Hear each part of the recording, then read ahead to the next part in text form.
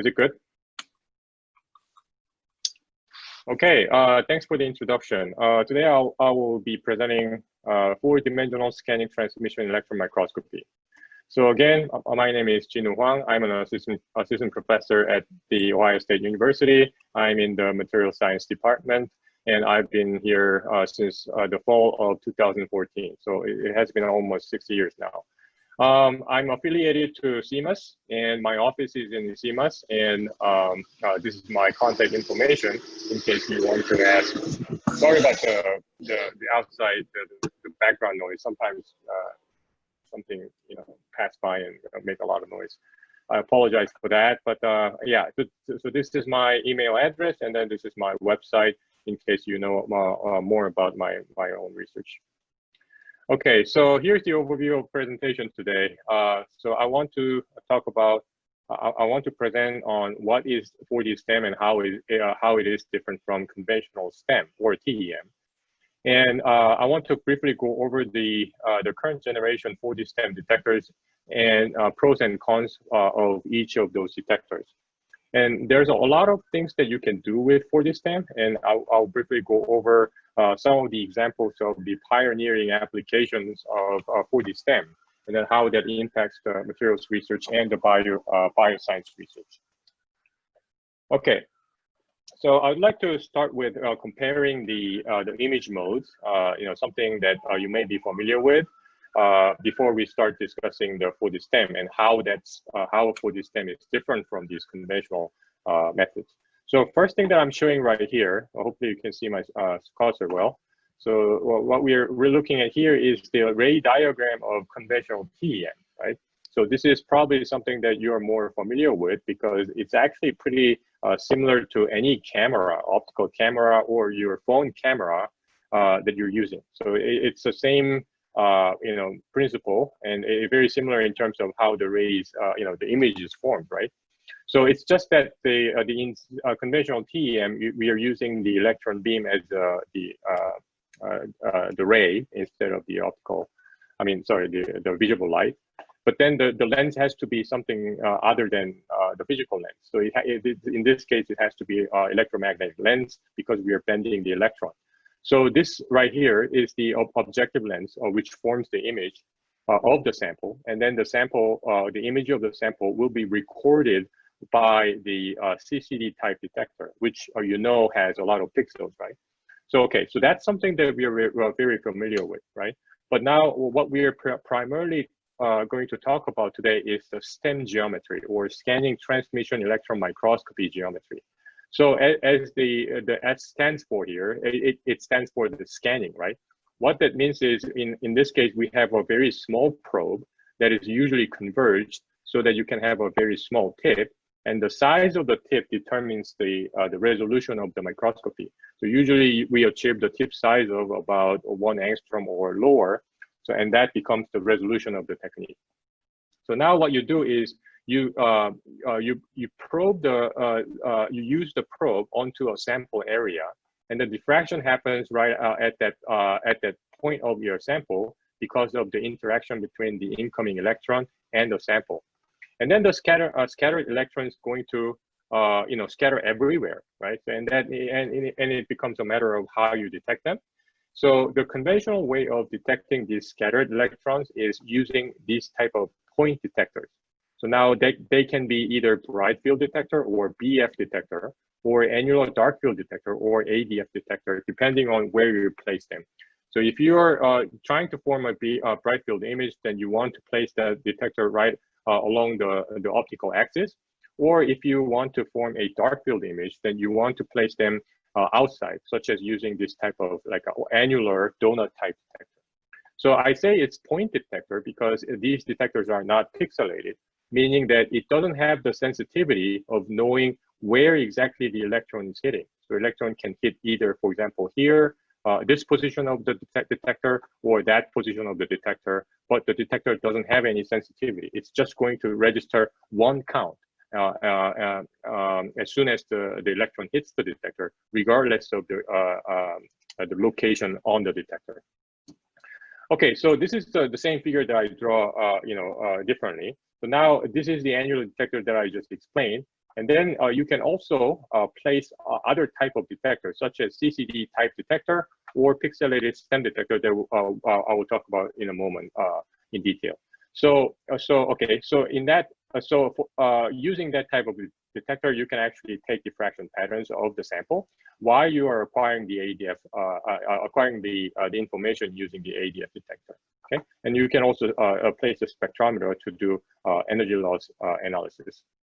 Okay, all right. So then, so conventionally, when you are using the annular detector, what's being done? What you're actually doing is you're not just probing one area of the sample, but also you're scanning this, the probe over the sample to get the scattering information throughout the whole sample area. And the way it's done in STEM is that the position of your the scanning probe is synchronized with the, your display signal. So the location of the probe is synchronized with the pixel on your the monitor or display for that particular pixel, and that particular pixel position is synchronized with the probe position, so that you can so that the display can show the exact number of electrons or photons that are hitting the annular detector at that particular probe position at that particular pixel value. So that is clearly different from what you usually expect to what you usually expect from a CCD type of detector. So this type of imaging using point detector or annular dark field detector, in case your detector looks like this, covering the high scattering angle, then the imaging mode is often called as annular dark field imaging, intensity of which is usually dependent on the Z number of the atoms. Okay, and because of the fact that we can achieve the sub-angstrom resolution, we can resolve we can usually resolve these atomic columns, and then that can be very useful in terms of determining the atomic scale structure as well as the details of the defect structure. So this particular paper is something that we published last year. It shows the atomic structure of gallium oxide and the point defect, including the interstitial atoms and how those interstitial atoms are paired with a couple of vacancies right nearby, forming a defect complex structure, which is very important information to understand. So annular dark field imaging itself can be very useful, as you can see. And then there are like a lot of great works, recent works showing the atomic scale, the analysis of the structure and properties, structure and defects, and how they are related to the functional properties of many interfaces and low-dimensional materials. However, the problem or limitation of this annular detector is that the detector, because this is a point detector, it does not actually have the sensitivity of knowing where exactly the electron is hitting onto the detector. So in other words, it doesn't know the exact scattering vector Kx, Ky of that particular scattered electron. So that information is mostly lost because we are averaging all the information, we are integrating all the electron counts over the area of the detector. Okay, so that information is missing, and that can be problematic in some cases. So for example, what we are looking at here is a diffraction pattern of a material, strontium titanate. And then you can see a lot of different things are happening in this particular pattern, right? So as you know, different part of this diffraction pattern is caused by different dynamics and also potentially by different structure within the material. So for example, you can distinguish different information such as the zero beam. So this is the transmitted beam, and these are the diffracted beam in zero order Laue zone. And also you have the higher order Laue zone information such as the ring over here or the Kikuchi pattern and the broad background, which is mostly caused by the thermal diffuse scattering. Okay, and there's also X-ray that goes everywhere, and you also have the energy loss information, which usually detect from the transmitted beam right over here. So there is a lot of different information that we can distinguish, right? And if we can do so, then we can actually extract multiple different types of information about the structure and even properties. So that's something that we want to do, and that's something that that a lot of people have been working on using different ways. But if you use the annular detector, the donut type detector that I showed you here, then you would be doing something like this. So now your donut detector is actually going to cover the entire area, right? So if it does that, then what you're actually doing is you're integrating the entire information over the whole area. Then you won't have the ability to distinguish all these different type of signals. Okay, so that's the the idea of 4D STEM. Now, instead of using the donut type detector here, we want to use a detector that is pixelated so that we have the sensitivity of knowing exactly which part of the reciprocal space that that we can choose and use to form the real space image of the sample. Okay, so that's the idea of 4D STEM.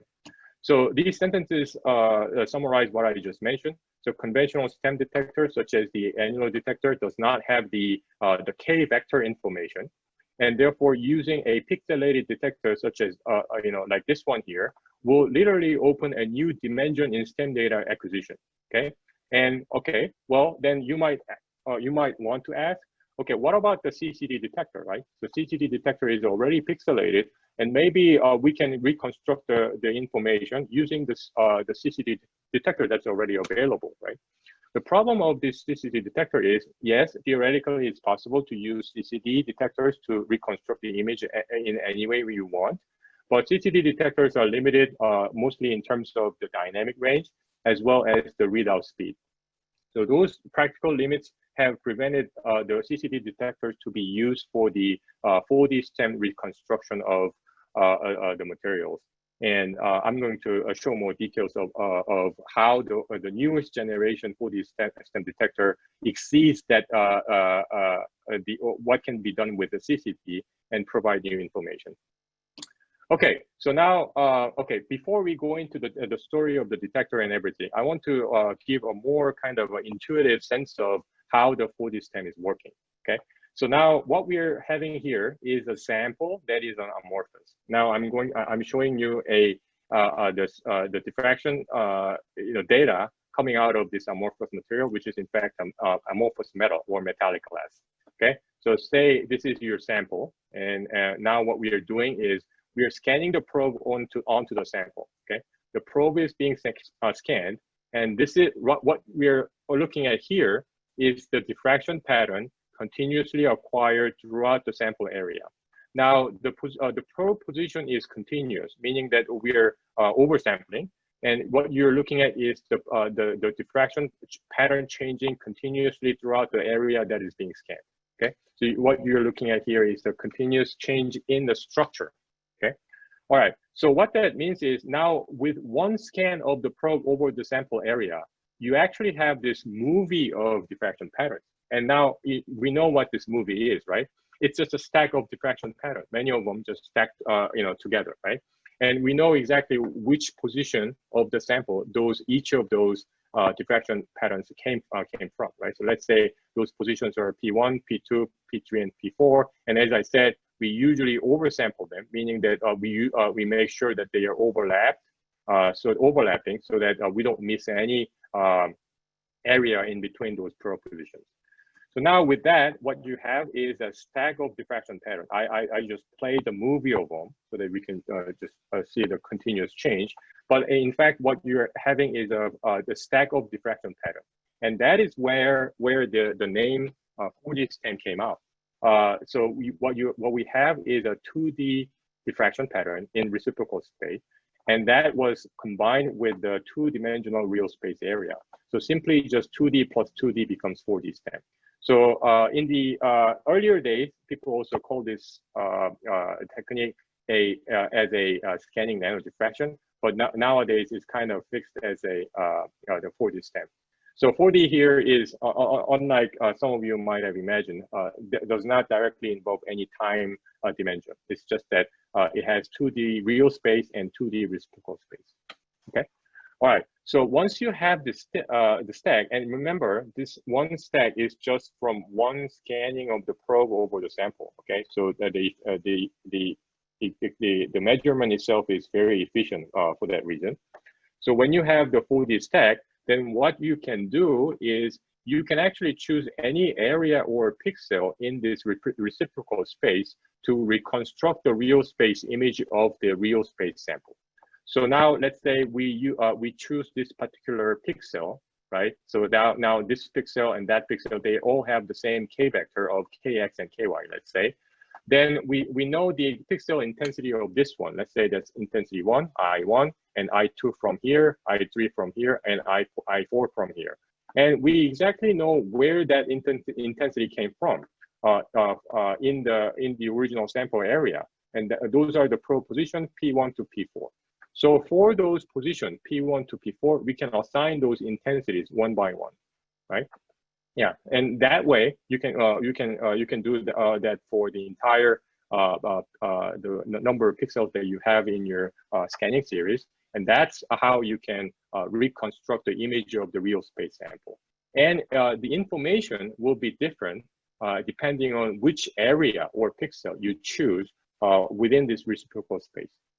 Okay. So one example that I'm showing you here is still, this is a metallic glass amorphous metal sample, and so this is a the face, the top diffraction pattern. So this is not just one diffraction pattern. Many of them are behind this pattern. So this is showing the top of the whole stack. And now right here, the yellow, the circle, the small circle here is like a virtual aperture. So that's the pixel that we are choosing from this entire stack. So when you choose the pixel that is placed within the zero beam, so now you can see this is a zero beam, right? When you place the pixel that's within the zero beam, that means we are reconstructing the real space image using only that information, that transmitted beam. So this is similar to what you do in TEM with bright field mode, right? So bright field is something that you form the image using the transmitted beam only, right? Using the actual physical aperture. But in this case, we are using kind of like a virtual aperture to reconstruct the bright field image of the sample. Okay, so that's something that you would get when you use this particular pixel to reconstruct the image. But things are going to be different if you move this virtual aperture around. So now we move on to the area. The virtual aperture is in this area where diffraction is weak, so you don't get anything. But if this moves to the area where diffraction is strong, then you start to seeing this grain-like structure. So these grain-like structures are actually a nanoscale domain that is ordered, and that's something we call as medium range order domain within the disordered materials, and that's the focus of interest in this particular case. And then they show up as we move the virtual aperture over that area where diffraction happens strongly. Okay, so now I just moved the virtual aperture in one vector, but that's not it, right? So you can also move the virtual aperture in any way we want, right? So let's move the virtual aperture along the annular direction. And now what you can see here is the movement of the domain. Now the domains itself are not moving. It's just that at certain annular angle, certain domains that are oriented in that particular way will show up. Meaning that right here, for example, these medium range order regions have the scattering direction vector, the scattering vector of this one, that vector right here. Okay, and they are now showing in this image. So what that means is this four-dimensional stack is very information rich, and then it's just a matter of what area or pixel that you use in this reciprocal space to reconstruct the image to extract the information that you are trying to get. Okay, all right. So that's the kind of the video that demonstrates how the 4D stem works. And now I'm going to show you some of the examples of the current generation 4D stem detector before I show all the potential applications of this new technique. Okay, so the detector, the first detector that I'm showing here is the detector, name of the detector is Thermofisher or FEI EMPAD, Electron Microscopy Pixel Array Detector. And this is in fact the detector that we have in our facility, CEMAS.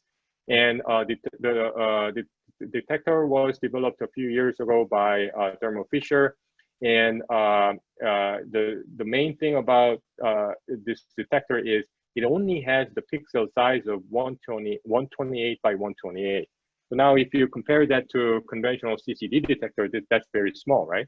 So essentially, this is a sacrifice that they had to make in order to gain other benefits, such as high dynamic range and also good point spread function. Okay, so the fact that it has large pixel size allows us to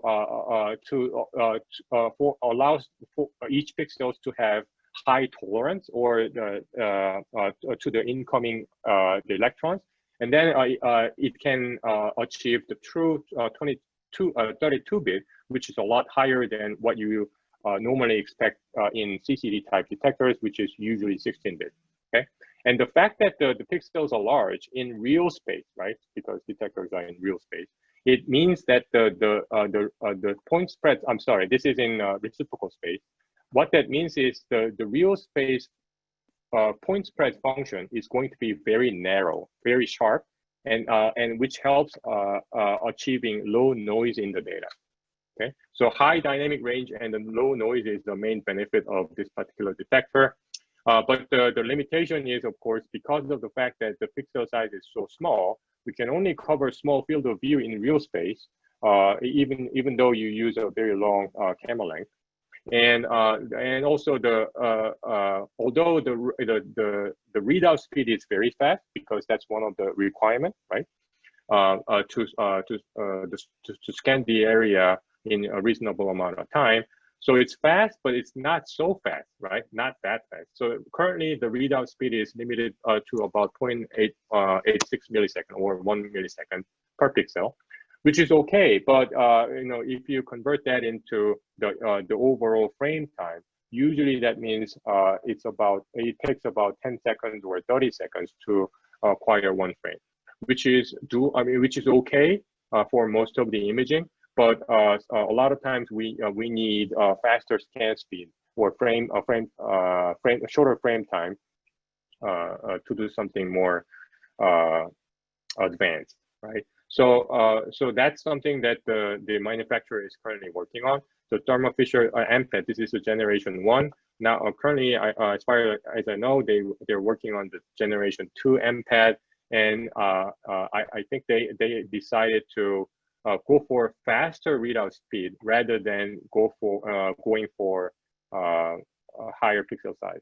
So pixel size is going to be the same for the next detector that may come out in a few years or so, but we may expect to see higher readout speed, which will be beneficial for many of the things that we do. Okay, so the other detector, okay, well, I mean, I can also say that Thermofisher is now based in America. So, you know, a lot of like US institutions have this, not a lot, but few of them have the detector, and we are one of them for where the detector is functioning. But if you go to some European institutions, they tend to use this particular detector, which is from the company named Quantum Detectors, and the particular name of the detector is a Medipix Merlin detector. So this is kind of a spin-off from the detector that they use in the X-ray facility in that particle accelerator, CERN. And then they made an electron version of the detector, right? So and it's used by a lot of schools in Europe, like UK and France. And the benefit, I mean, the advantage of this detector, relatively speaking, is the larger pixel size. So it has 256 by 256, and even it has 512 by 512 version of it. So that means it can cover a larger field of view. However, it is limited by lower dynamic range. The dynamic range is only about 12-bit, meaning that it is very difficult to acquire 4G STEM data without saturating the zero beam. So zero beam saturates, then things can be complicated because there are a lot of important quantification that you can do with the zero beam unsaturated. So that is difficult with this detector. Okay. Well, it's advertising faster acquisition rate, but in the end, it's still limited by the readout speed. So it basically shares the same limitation that the EMPAD has as well. The only characteristic that's really different from EMPAD in this case is the detector quantum efficiency is much lower. I'm sorry, the quantum efficiency is much higher at lower voltage, meaning that at 60 to 80 kV TEM or STEM, this detector is much more efficient. It detects more electrons, which is the opposite of what you get in EMPAD. EMPAD case is more efficient. Detector is more efficient at higher voltage, such as 300 kV. Okay, and it is also possible to do 4D STEM using direct electron detectors such as Gatan K2 or K3. Now, these detectors are primarily, in my view, primarily developed for fast TM camera, but it is also possible to get diffraction patterns. And the main benefit of these these detectors is that it has very fast frame rate, right? So therefore, you can use it for this STEM as well. But it has dynamic range limitation, and therefore, and also I think it's very easy to burn these chips. So you have to use the beam stub like this. So you actually lose this this much of information. That's another limitation. So a lot of works that recently came out from Berkeley lab, for example, is based on this particular detector. And the fact that it has a high frame rate is very beneficial. And also it has a very high field of view, because a very large field of view, because it covers 4K by 4K in pixels. But at the same time, because of the fact that individual pixels are very small, point spread function in real space can be very large, which contributes to the higher noise, which can be problematic if you're doing something very quantitative and if you do some kind of very sophisticated noise analysis within the data. Okay, all right. So CEMAS, I think, is capable of doing 4D STEM using these detectors as well. I think it's just a matter of we having the right software or not. So it'll be interesting if we, in the future, in the near future, it'll be very interesting if we can perform 4D STEM using both EMPAD and the direct electron detector. Okay, so those were three quick examples of what 4D STEM detectors are available out there. And another manufacturer, Direct Electron, just developed a new camera that is very similar to these K2 or K3 detector. And I believe they are also developing a 4D STEM package, software package, right? Okay, so with that, I can go into the application side of it, right? Okay, so now what can we do with this 4D STEM, right? So now it's possible to get all the diffraction information from the entire sample area, which was very difficult to do with CCD type detector. And what can we do with it, right? Okay, the first example that I'm showing you here, which is very well demonstrated in this particular paper, so I used it here, is the imaging using different K values in a different scattering vector magnitude in the reciprocal space. So as I said, if you use the conventional high angle annular dark field detector, then it's going to show you the image that looks like this, the intensity of which mainly depends on the mass or the Z number of constituents atoms, right? So there's some chemical sensitivity, but the fact that it is the intensity is dependent on the Z number, it is very difficult to get the lighter element information, such as the oxygens that are very important to understand in this type of material. Yeah, so you can get the oxygen information or exact positions if you use a different mode, such as annular bright field, for example. Okay, so the annular bright field image can show you the oxygen positions. I would say this is not the best quality image, but usually you can resolve the oxygen positions pretty clearly using the newest generation STEM. But in order to get this type of information, you have to either use multiple detectors, multiple annular detectors, or if you have to use different camera length to switch between these two modes, like for example, in between HADF and the annular bright field mode, and then do multiple scanning of your probe over the sample. Okay, so things can be complicated, right? But if you use the conventional detector to achieve those that type of like gather multiple type of the image. But if you have 4D stem capability, what you can do is use the detector to do one scan, and then you can essentially cover the entire area. You may not be able to cover the bright field and the HADF together, but at least you can cover these three, for example, to get bright field, annular dark field over the lower ADF area, and also the annular bright field with just one scan. So it's a very efficient experiment that you're doing, and then the information come out is very information rich, so that you can extract a lot of information from it. Okay, all right. So that's one very quick example that anyone can think of. But the most impact, I would say, that the newest generation 4D stem detector has made recently is electron ptychography. Now, this ptychography is something that the X-ray community has been trying a lot in the past, and also in the 1980s and 1990s, there have been some effort to achieve electron ptychography using CCD type detector.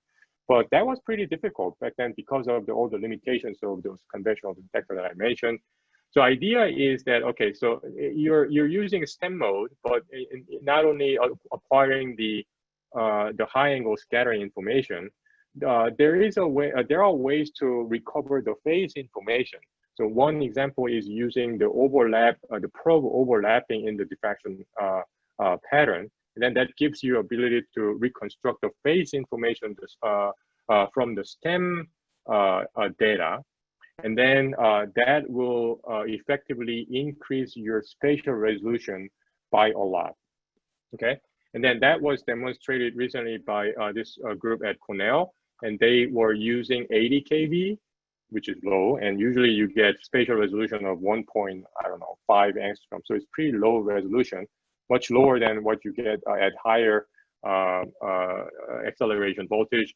But in this case, they demonstrated that achieving 0.4 angstrom at 80 kV was possible using electron ptychography. Okay, that's pretty remarkable. But there's also some limitations, however, because this is phase reconstruction. Therefore, any dynamic effect can complicate the data analysis, and your sample therefore has to be very thin, right? So the sample needs to be at least few nanometers thin, or otherwise the analysis can be pretty difficult. So a lot of people are working on improving the algorithm so that it can be used for thicker samples. But even so, I think that the technique is mostly for the very thin samples. But for the 2D materials, layered materials, or quantum materials that have very low dimension, almost like a 2D or planar dimension, this ptychography method can be pretty powerful. One other thing that I can use as an example is the differential phase contrast imaging. So now this is very similar to, not similar to, it's essentially the same as what Rob Williams has talked about a couple of weeks ago. And I think he talked about the segmented detector, which is a same type of donut detector as the conventional ADF detector. But in this case, you have 4 segments, right? So if you still have a point detector, but you basically have 4 points, right? So in that case, what you can do is you actually have a sensitivity of 2 vectors, like X vector and Y vector. And that can be used to capture the potential movement of the zero beam. Now the zero beam can move, for example, if the zero beam is perturbed by any electromagnetic field within the sample. So for example, if you have a Lorentz force by the electromagnetic field within your sample or magnetic domain, then there will be some movement of the of the transmitted beam, or movement of the center of the mass, within this intensity, then that movement can be captured using this segmented detector.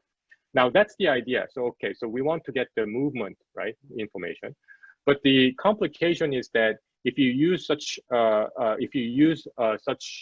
DPC mode using segmented detector, then there are some technical difficulties that you have to go through, such as the proper normalization of those 4 detectors, and the fact that you cannot really control the physical size of how much K space you're covering, right? So basically the width of the detector, which is physically fixed in this case. So, so what we can do alternatively is use the pixelated detector to cover the entire area, and so that we know exactly where the zero beam is at default position, and then capture the movement of the zero beam position in much efficient way. Okay, so that type of experiment has been already being performed by many groups, and one good example is the detection of skyrmion, which is this chiral, the magnetic field that forms within the material, within a very thin specimen. And the length scale of that is, usually tens of nanometers or hundreds of nanometers. So it's actually quite possible to detect them using this DPC signal. Okay, so so pixelated detectors and 4D STEM is definitely advancing the way we do differential phase contrast imaging. But the problem is, as soon as you try to do this at very high magnification, meaning that if you're trying to get that kind of a field information, right, at the atomic scale or nanometer scale, then things can be pretty complicated, right? So we talked about the magnetic field. I talked about the magnetic field, how it may affect the transmitted beam. But if you try to use similar method to get electrostatic potential information within your sample, then a lot of complication can happen, and your data interpretation can be pretty difficult.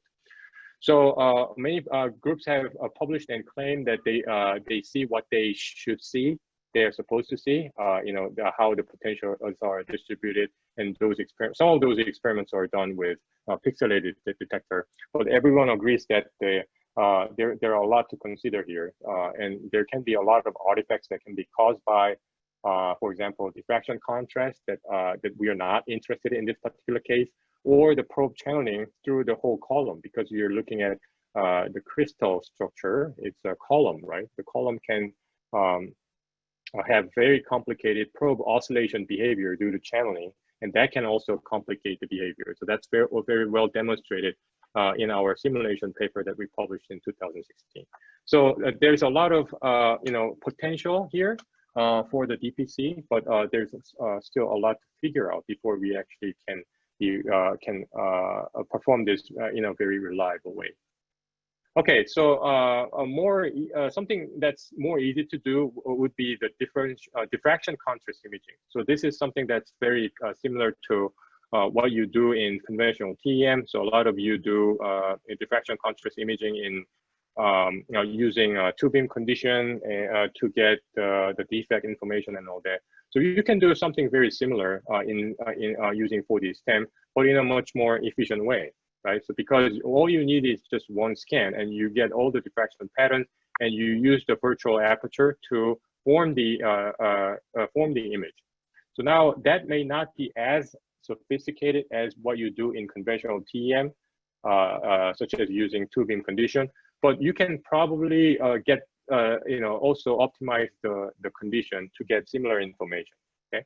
But simply just scanning this probe over the sample area gives you the ability to, for example, differentiate the different orientation of your grain or different phases, and it gives you the ability to map out where all those grain distributions happening, and potentially some defect information as well.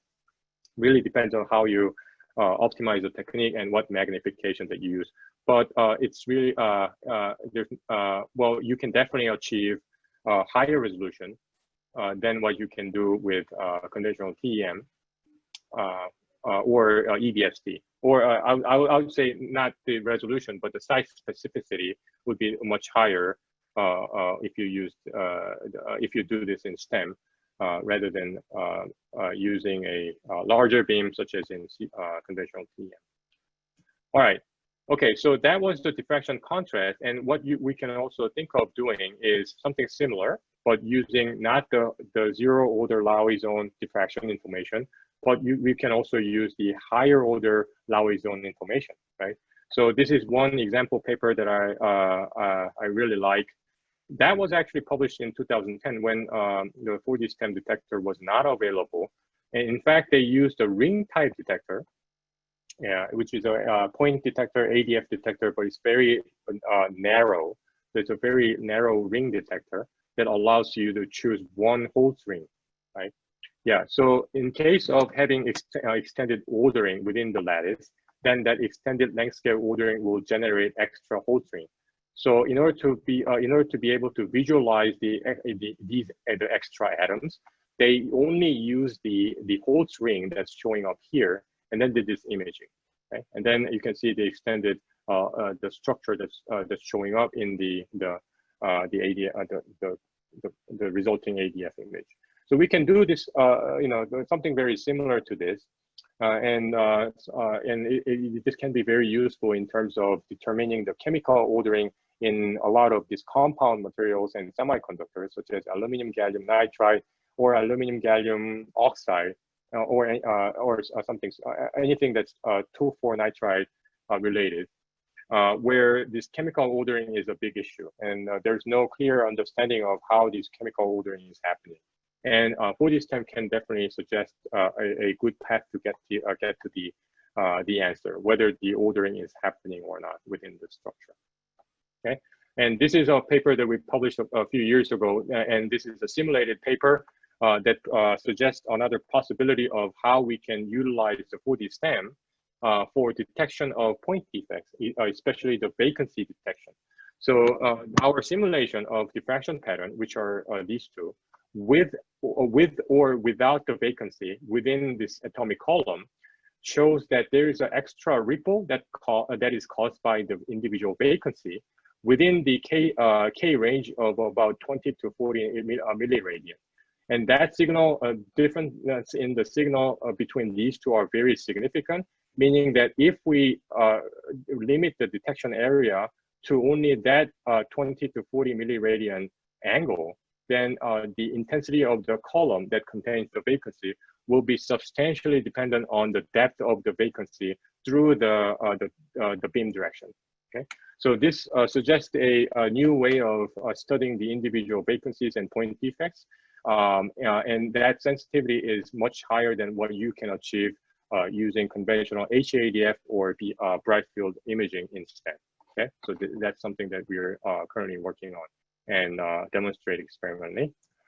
Another thing that I can mention is the position average CBED. So a lot of us know about this position average CBED or PACBED. So this is essentially the CBED pattern that is formed using the STEM converged probe, and that is being averaged over the lattice or over the entire area of the sample. And this pattern is, although this is an integrated or averaged information, it has been shown that the pattern is very sensitive to the TM sample thickness, or it can even be used to determine some of the structures, such as the lattice distortion. So it can be useful, but the problem was that when we were trying to achieve PACBED pattern, we had to acquire the information separately from the actual the image. The acquisition of the image, the actual STEM image. So multiple scanning of the probe was necessary in the past, but with the 4D STEM data, you already have all the CBED information within your 4D stack, and all you need to do is just integrate them together within certain area to achieve to get the PACBED pattern. So the whole thing becomes basically a pair. It's basically paired with your 4D STEM data acquisition and make things much efficient when you do the experiment. Okay, and nanoscale strain imaging is something that you can also do. This is very similar to the diffraction contrast imaging, but for example, what these people did here in this paper was they looked at the change in the intensity within all these diffraction spots, because the strain can change the intensity of those spots, right? So they track them all, all at the same time, and then ended up having this map of the strain distribution over this 2D material. Okay, so that's a good demonstration, but more practically, I think this strain mapping can be useful if you're interested in looking at the strain distribution along the defects or interface within your material, and that can be done in a much more efficient way than what you can get from a conventional TEM approach. And then the example here, the next example is the fluctuation electron microscopy. It's something that we do in my research group. So the point is to get the medium range order information from the disordered materials. Now, if you look at if you think about a disordered materials, they are usually we usually talk about amorphous materials, glasses, and those things where there's no crystalline structure. So crystalline structure is, as you know, is a long range order. So long range order is missing. We know there is a short range order, which is usually the nearest neighbor atomic packing and everything. But usually there is something that is close to an ordering that extends to about nanometer or two. That is something that we call medium range order. And a lot of times these medium range orders are very important to understand the properties of the material. And that's what we are studying using for this STEM. Before when we are doing the fluctuation microscopy using CCD type detector, the final the information was the intensity variance, which was a one-dimensional quantity. But as you can see, using the 4D STEM detector, we can actually retain the two-dimensionality of the real space information, and you can see all these the bright speckles, which are actually the diffracting medium range order domains, and you can get all the very high sampling rate, both in terms of the spatial as well as the angle distribution, the orientation distribution. So it gives a very statistically reliable information about how those medium range order domains are distributed, what are their size, and also orientation. And then we get all this information, and that we combine that with the something we call angular correlation information, which is the way to figure out the hidden symmetry information within this diffraction pattern.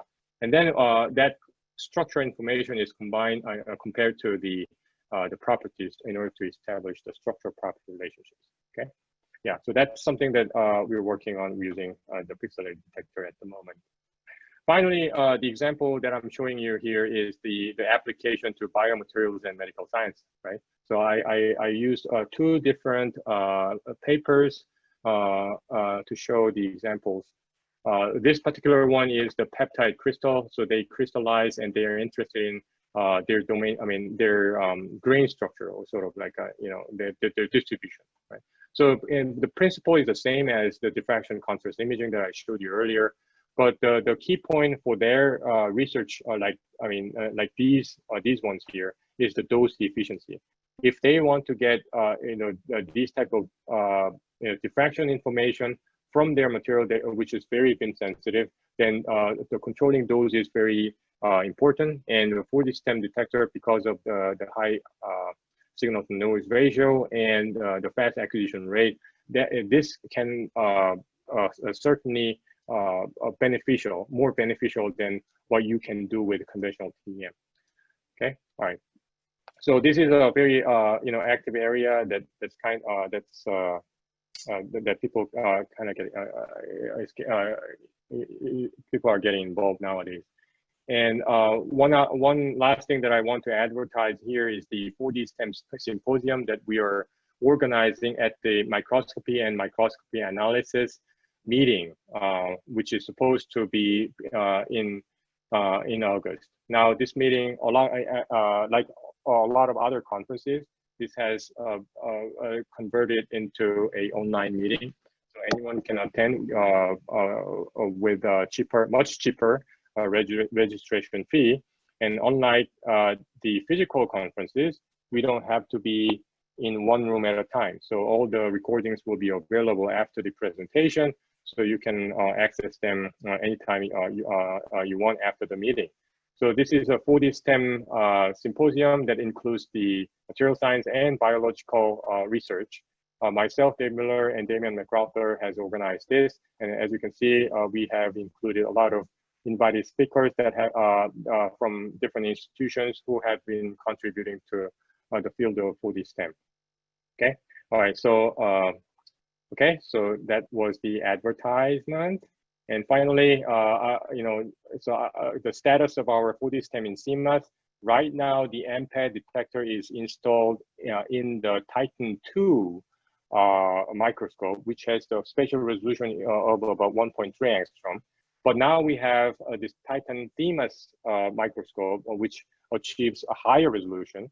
And soon we are going to move the detector to the new CEMAS instrument, so that we can do a lot of a lot more things than what we can do in using Titan 2. Yeah, so that's going to happen pretty soon. And finally, I would like to acknowledge two people among many.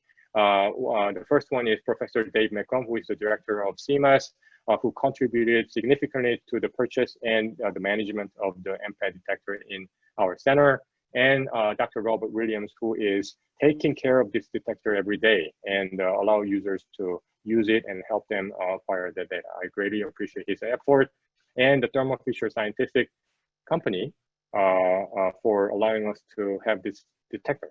And thank you for your attention.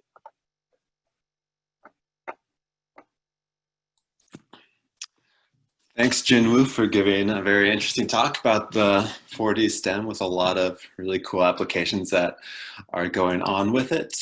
We have time for questions now, at least a few minutes right now. I think Jinwoo said he could stay for a few minutes after 3 as needed. So if you have any questions, go ahead and put those in the Q&A, and we'll start with that as soon as we start getting some questions.